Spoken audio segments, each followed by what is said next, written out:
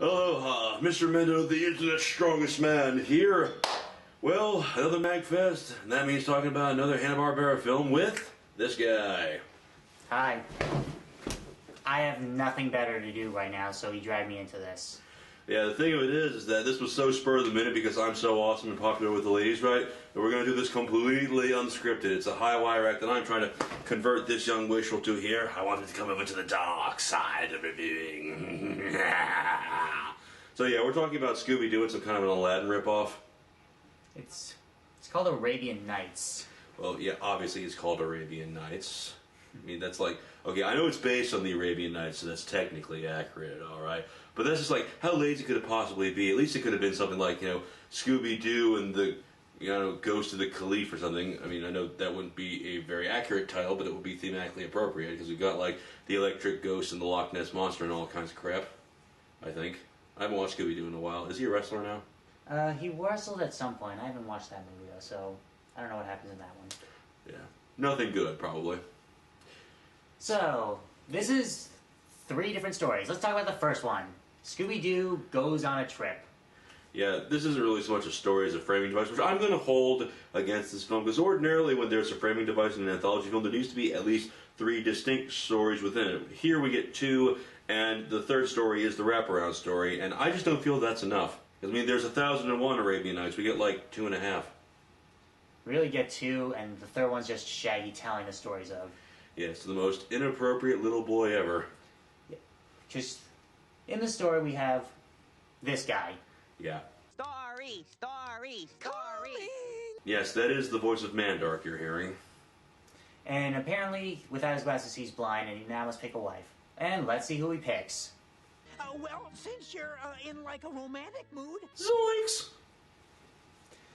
And now, wacky antics. So how is Shaggy gonna get into this one? Well, he's gonna tell a story. And what's his story gonna be? Is it one of the Arabian Nights? It just might be. Ooh, I hope it's the one with the genie. How's about the romantic tale of Aladdin and the magic lamp? It is the one with the genie. Well, now that I have it, I'm just disappointed.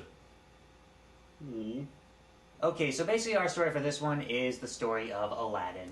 But it's gender swap, so you know it's hip and cool with the kids. So, in this story, the love interest is a prince, right?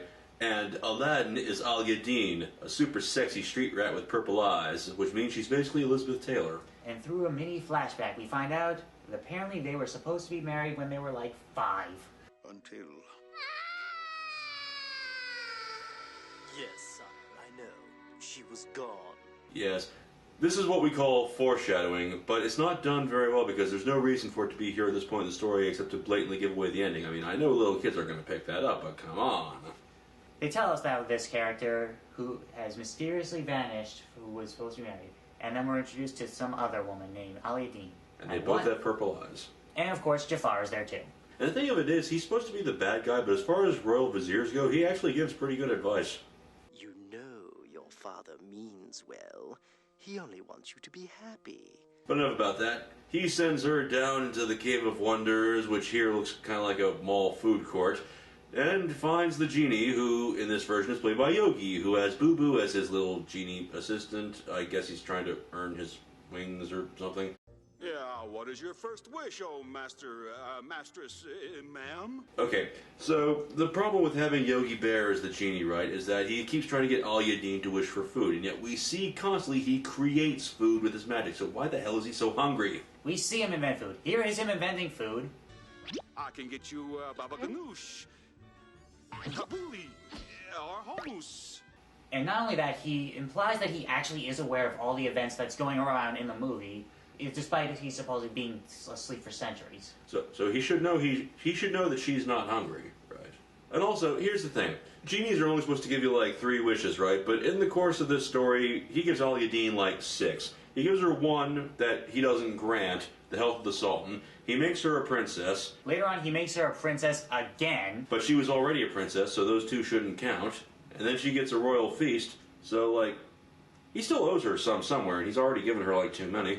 And then we have Jafar as he steals the lamp, and because he's the greedy guy, he wishes for all the power he can. This actually leads to a sort of confusing moment because he wants to become master of the universe, right? And that causes everything to shrink so Aladdin can escape from a jail cell. So apparently, I'm going to assume this means organic life is given more priority in the world of this movie. Because how else is Aladdin getting shrunk down first before the rest of the escape is so that she can escape? And how she manages to get to him is, despite being shrunk down, to get to Jafar's lamp so that she can wish for the world to exist. She literally jumps off the face of the earth to grab onto it. That's badass right there.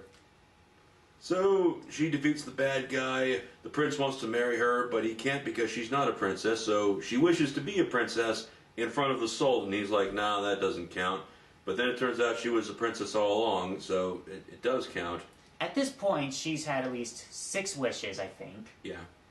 2 of which maybe are null and void due to the fact she's wishing to be a princess, despite being a princess already. But even still, she's had 4 wishes, even though she was told she would only get 3. Yogi must be either a very relaxed genie, or she's very lucky. I think Yogi probably just has like a bad memory because he's so damn hungry. I actually don't remember Yogi being this obsessed with food. I mean, I know stealing picnic baskets is his thing, but, you know, he did other stuff. And even Shaggy and Scooby, who look just god-awful with the animation in the special, they've basically been reduced to a single character trait to try to provide some thematic consistency, because they come to the palace as royal food tasters, and wacky hijinks ensue, and that's why Shaggy's in drag, and this 12-year-old boy wants to marry him. But I just think that it works as a disservice to the comedy, because, you know, Shaggy and Scooby, they have a lot more going on, but you just make it about food all the time with them, and there's no real reason to sympathize with them.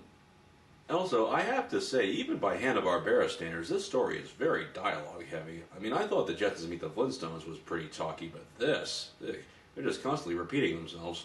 So that's the Yogi Bear story and a lot of the Shaggy and Scooby story. But just to distract this prince from marrying Shaggy because wacky hijinks, Shaggy decides to tell him another story, this time about Sinbad the Sailor.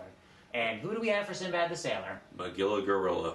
Sinbad the Sailor reporting for vacation, Captain Sir. Magilla Gorilla. I swear, I'm like a hardcore Hanna-Barbera guy, and even I've barely seen Magilla Gorilla. I just remember him more for the name Magilla Gorilla than the actual cartoon. I mean, I know he's on Harvey Birdman. He's like in jail a lot. I think he's a bad gorilla. He steals all the bananas. So, the plot of our Magilla the Gorilla, Sinbad the Sailor story is that he's going on a vacation cruise, and through wacky hijinks, because everything in Hanna-Barbera is through wacky hijinks, he ends up on a different ship than he was supposed to be, and now he's accidentally working on a big sailing adventure with some guy. Yeah, he's basically the Mr. Peebles, only he doesn't want to get rid of Magilla, so that kind of shoots the whole premise in the foot. I mean, if this was Wally Gator, maybe, but, you know, Magilla Gorilla, the whole thing is the guy wants to get rid of him. I just, no. But yes, the guy tricks Magilla into thinking he's on vacation by arranging a scavenger hunt with some of the world's greatest treasures, including the egg of a rock, which the guy pronounces as runk for some reason, a buried treasure, which is on a theme park flume ride, and a golden toothbrush belonging to a Cyclops who's really obsessed with Broadway for some reason. What, you don't like cats? They're alright. With a light wine sauce. This cartoon tries to have a lot of physical comedy in the old Wile E. Coyote Roadrunner sort of way, but there is no consistency at all. It's shown that Magilla Gorilla could just walk up walls normally like he's wearing George Jetson's anti-gravity boots. And then later on, he tries to climb himself up the wall, and so why doesn't he just walk up then? Yeah, really, I think the people who made this didn't give a crap. This came out just a couple of years after both Aladdin and Thief and the Cobbler, so, you know, the Arabian Nights were in and Hanna-Barbera just wanted one last paycheck. Because I think this was probably like the last of the major Hanna-Barbera TV movies, wasn't it? Until like the 2000s. It's in this weird time frame of the 90s where you see like it's between that older Hanna-Barbera style and more digital style, and the animation just looks different from everything else I've seen from around that times.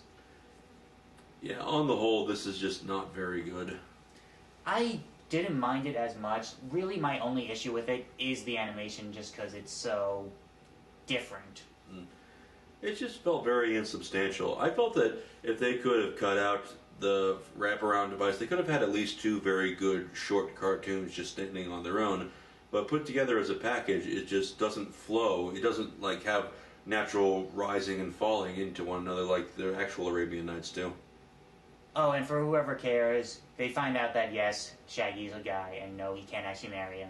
But since he was told such good stories, they're just like, okay, fine, now you're a storyteller for us, and we'll pay you to do that instead. Or rather, we won't actually kill you if you just do that. And then they all jump into a giant cake. The end. Thanks for listening to us ramble. Yes. Good, young insanity. Let the improvisation take hold. Wait, no, that's a different movie. Shit!